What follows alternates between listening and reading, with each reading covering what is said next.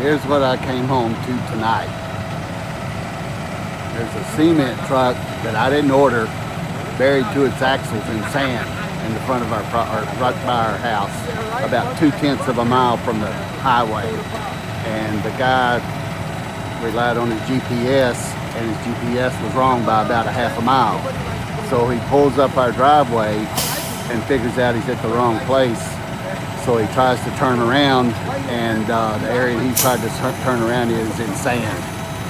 So he's got a full load of concrete. I think they said it's 69,000 pounds, and it's been in that tumbler since 3 or 4 o'clock, something like that.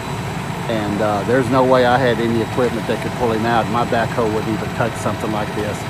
So they called a wrecker, and here's the wrecker, and it's a big one.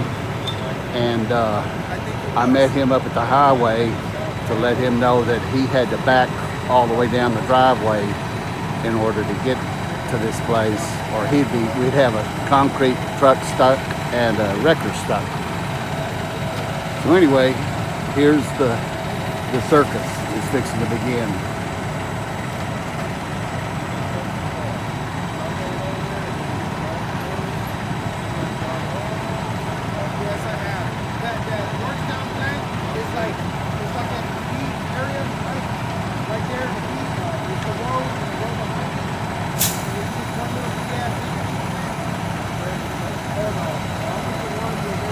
And all the white lights you see back off in the distance, that's the house that they were supposed to be taking the load of concrete to.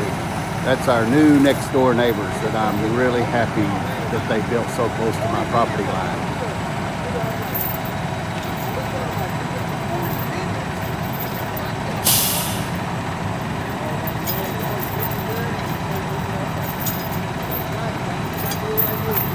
I'm not sure this wrecker driver has done this very often. He sure has taken a long time getting set up and ready to move.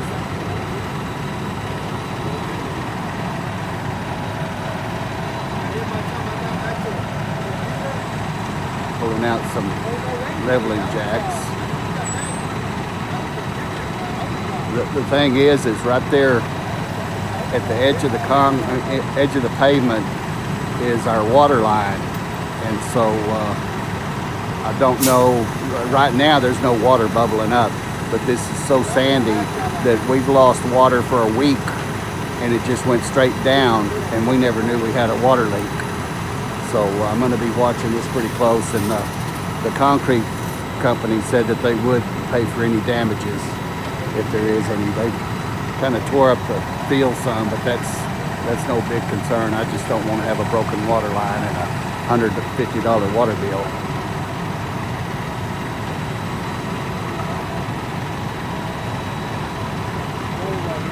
And I did learn something today that I haven't ever heard of before. I was talking to one of the mechanics that showed up here also to kind of survey the damage, I guess, so he could report to his bosses. But they said that concrete, I said, this concrete load is going to be ruined and going to set up, and how y'all going to get it out? And he said that a concrete load this size, you take 2 liters of Coke and 5 pounds of sugar and pour it in the concrete mixer, and it will ruin the chemical composition of the concrete, and it won't ever set up.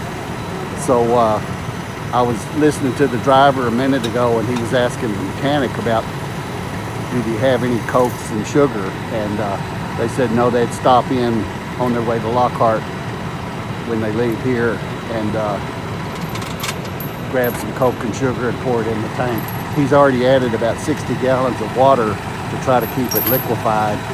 But I think they said they ordered another load of concrete to replace this one for the people next door, so they've probably finished that project, and then this load here will just go in the trash.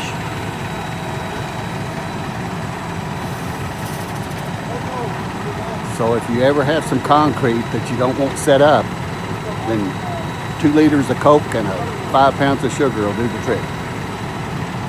And now who thought that up? Who figured that out? And what did they do before Coke was invented?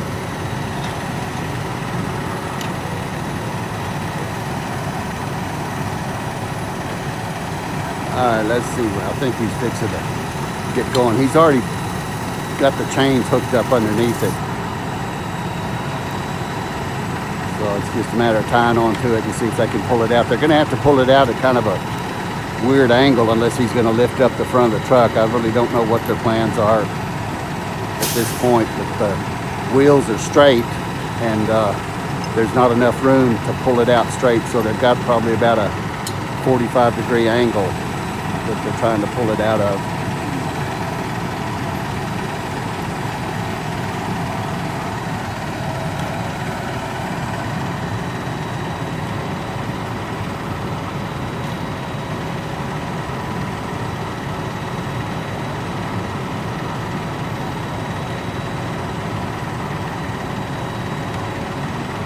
Oh, and something else too.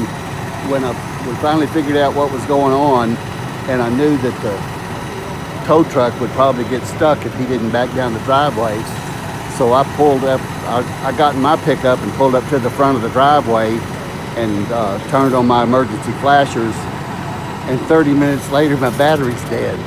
So the manager or the mechanic from the Syntex concrete company had to jump my truck off so I could go ahead and get it back up here to the house. And I've got it at the house running, charging the battery up. I can't believe that the emergency flashers ran the battery down in about 30 minutes time, but and that's a fairly new battery.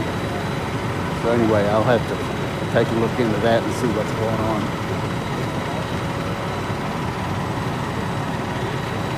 I think this guy gets paid by the hour. I'm not sure.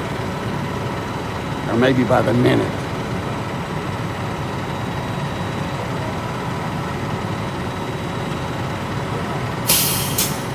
In his defense, he did say that this wasn't his normal truck that he uses, but I would think that they'd all be pretty close to the same.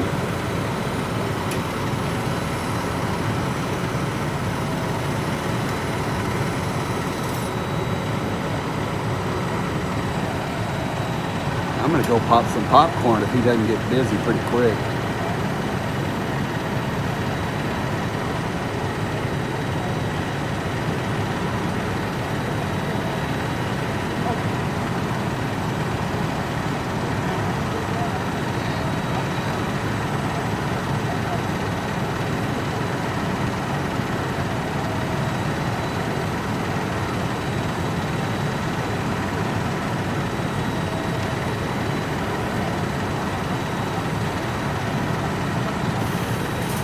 Cable is moving, so he's not just staring at it.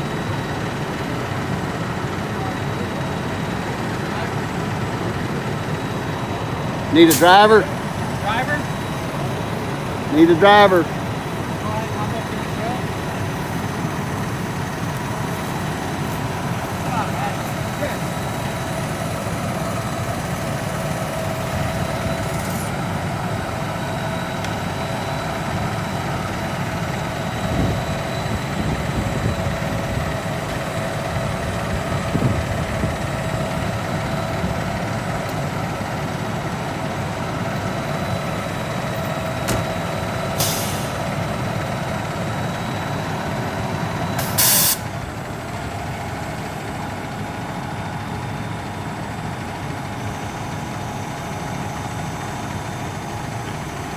And here we go.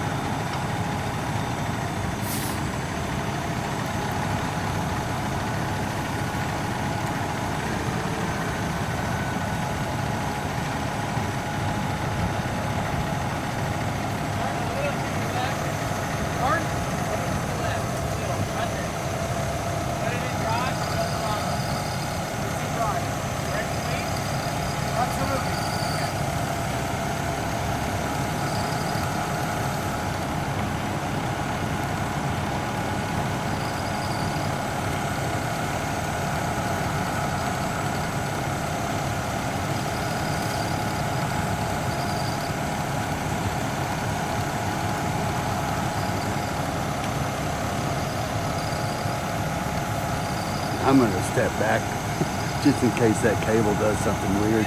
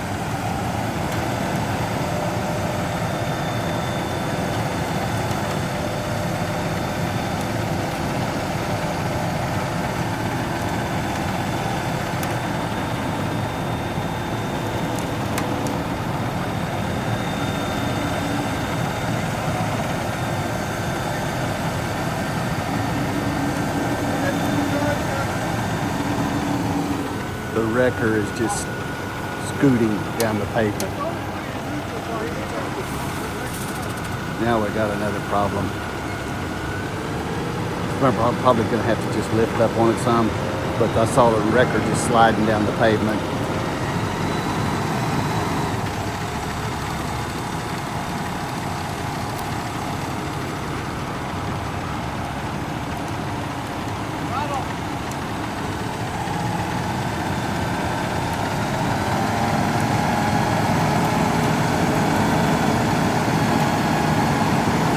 It's just sinking. It's sinking worse.